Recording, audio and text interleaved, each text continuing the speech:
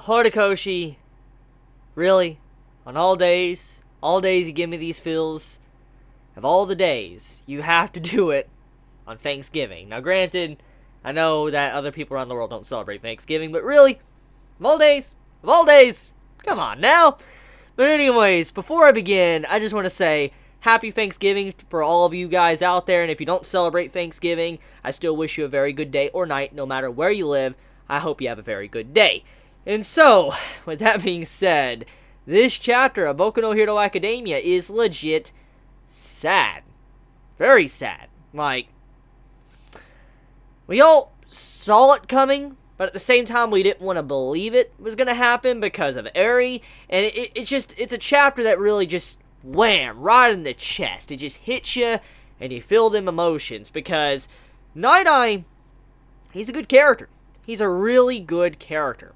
I like him. I loved his personality. I loved his design. I loved how he played a role in the series. And his quirk was pretty interesting as well. And I just liked him. And seeing him meet his end, it's over. He's gone. Like, he's not coming back. It's emotional. Because when you look at it, this lets us know something about the series. Horikoshi is not afraid of allowing characters to be killed off. That's what this chapter goes to prove. That Horikoshi is willing to kill people off. He's not willing to just, save a character and they're fine. Like, they're about to die, but then save them. He's not like that. And this lets us know that Horikoshi is not relying on Eri to use her quirk to save people that are about to die. I feel like this was a nod to anyone that was doubting the writing to, actually not worry anymore. That's kind of what this was. Because what was explained here in this chapter lets us know that Eri cannot be used to save All Might. It's not a possibility. And I will explain that in a moment. But I want to focus on Nighteye for a second. So Nighteye, he died. And I thought he was going to get saved. I'm not even going to lie. I thought he was going to get saved. Because at the end of the day, I'm like, this is a shonen. And I know how shonen are. No offense to Boku no Hero, no offense to any other series, but at the end of the day, this is what shonens typically like to do. When a character's at death's door, something happens and the character is saved. Especially when you have someone like, Eri that can reverse time itself, you would assume that would be used to save a character. That's what you would automatically assume, especially for a shonen, of all things. You'd be like, character's going to be fine. That's what you'd think in your mind. So, to be honest with you, before this chapter happened, I didn't really think Nighteye was really that big of danger. I felt like he probably would have a missing arm or something. Like, we knew his arm was gone, but I knew he would probably have a missing arm.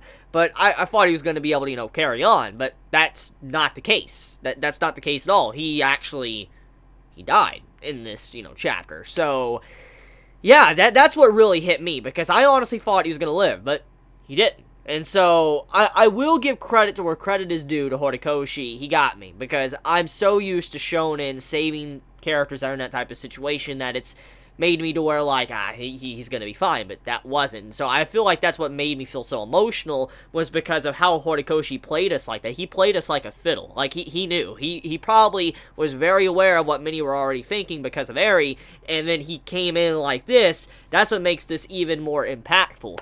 So, before I get into his final moments, let's talk about Eri for a second, okay? So, Eri, it is revealed that the reason why she couldn't be used to save Nighteye is because she can't control her abilities. And when you think about it, it makes a lot of sense. Because from what we have witnessed ourselves, we have seen that Eri could pretty much wipe someone from existence. Completely erase you, or from what Overhaul said, there is a possibility she could, like, rewind your very genetic code DNA and probably turn you into a monkey or something. Now, that depends if she can actually manipulate that type of stuff, but that's what Overhaul said. So, because of that, it makes Eri's quirk very dangerous, because we know it is in a radius. It's actually not on touch. We have seen this personally throughout the Overhaul fight, with, Izuku fighting Overhaul. You had to where Overhaul, he got separated, and Overhaul didn't even touch Eri at all. He just got separated because of the radius, and it shows that Eri was continuously increasing her power output, and eventually became like a radius, and then, he's separated. So it's not on contact, which makes her ability very dangerous, because if you're in a room with her, and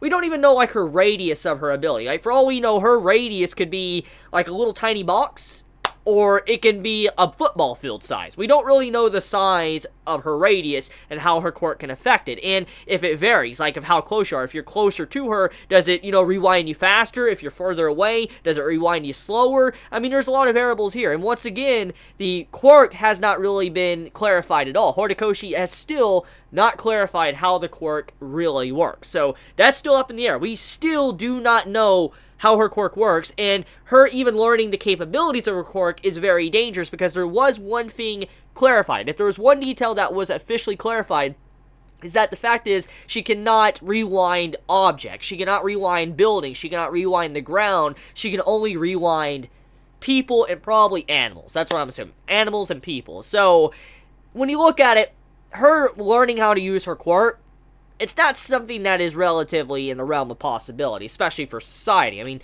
they live in a hero society, so they're not going to just let this girl test her abilities, this very dangerous ability, on a person. That's not going to happen. And then you also got to get into, the stuff with animals. That's a whole nother subject as well, so that's probably not going to happen either. So, the big point is that Eri, she can't really train her quirk. She really doesn't have the possibility of training her quirk, because no normal man is going to sit right next to Eri and allow them to be themselves to be a guinea pig for her to learn how to use her quirk. Nobody's going to do that, and the only one that can necessarily stop her is Eraserhead. So the only way she could possibly train her quirk is if, she uses it around Eraserhead and Eraserhead helps her out. But even then, that's just a whole nother variable. So right now, in terms of her relevance or what she can do, she's very limited. She can't really help out anyone because she has a radius.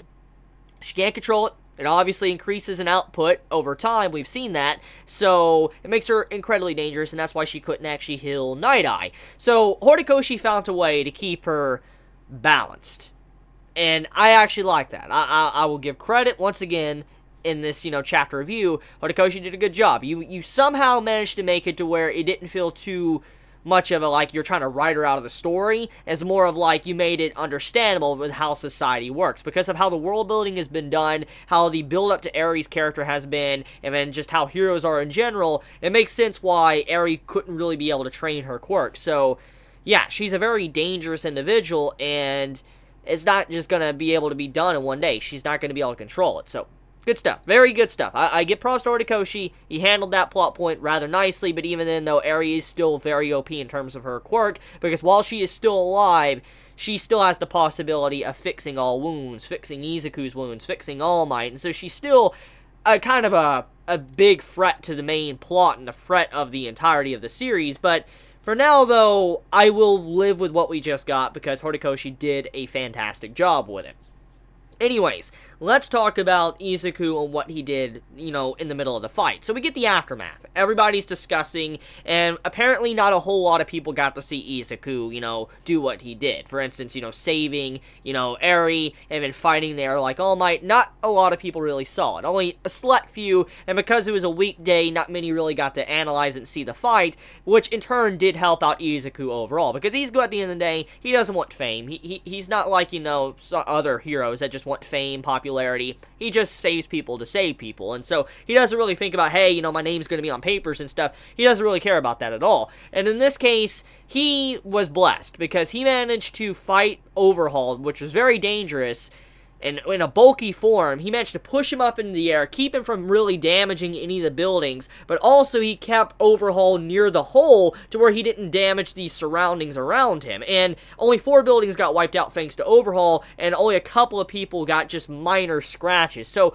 at the end of the day, Izuku did his job very well. He managed to save people. He did his job as a hero. He didn't allow the environment to get destroyed, and he also managed to minimize any damage at all. Just truly a great work, and great work for a hero, and Izuku is definitely going to probably be requested a lot more after this by others because of what he just did. So yeah, Izuku, that's good. That's really good to see that. Now, the next thing to move on to, let's talk about his wounds, his scars. So, I'm glad Horikoshi clarified this. Many of us were worried if with Eri rewinding everything, did his scars get rewinded as well? For instance, did, what happened with Muscular to, when he was using his hands, just going in and all that, the scars all over his arms and stuff? We all assumed that those scars might disappear because of what Eri was doing.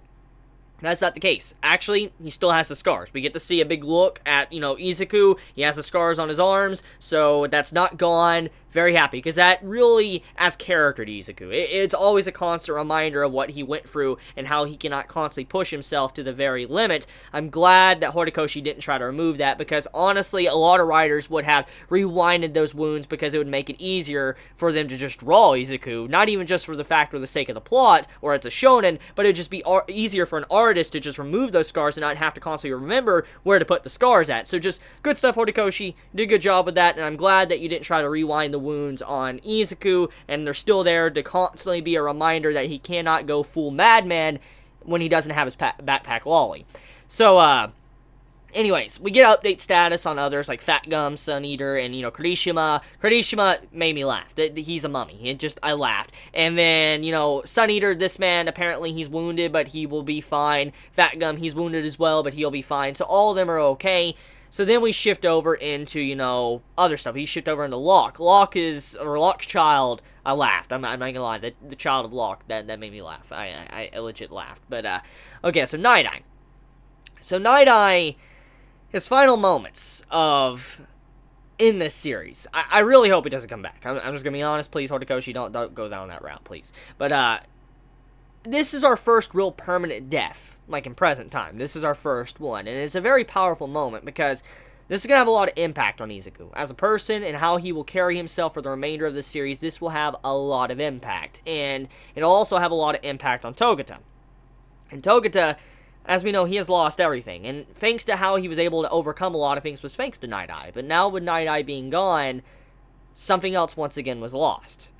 And I like that moment when Nighteye put his hand on Togata's face, and he's like, everything's gonna be alright, and he used his quirk and all that. It lets us know that he was able to see into the future, see what, was gonna happen to Togata, and he said everything was gonna be alright, and then he died with a pleasant, peaceful face. Now, we don't know if this means that he will get his quirk back, or if he's just gonna be a very good hero and be like the Batman of the series. We don't really know, but for now, though, I do say that was a great way to conclude Night-Eye's character. So, yeah. One last thing, though. Let's talk about how the, future was changed. So, it's obvious that Eri had a big role to play, but I feel like there was a symbolic message going on there when he was explaining how Izuku's, overall thoughts and viewpoints is what shaped it and changed everything. I think what was really going on there was letting us know that Nighteye, the reason why he was never able to really change the future was because of his personality. It's his very viewpoint and personality that forced him not to be able to change the future, because he had this very narrow outlook on everything, and he was a very negative individual. He was. When you think about Nighteye, he was a very negative person.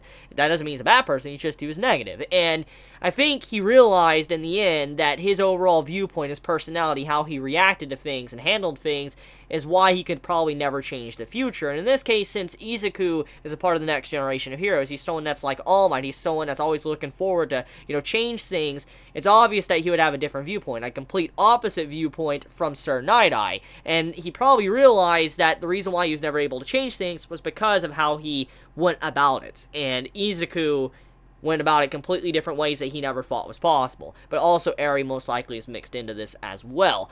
So that's about it. That's about it when it comes to the latest chapter of Boku no Hero Academia. Let me know your thoughts in the comments below, how you felt about it. Did you enjoy it? Did you hate it? If you enjoyed my content, please subscribe. And if you like this video, please leave a like. I love you guys. Please be safe.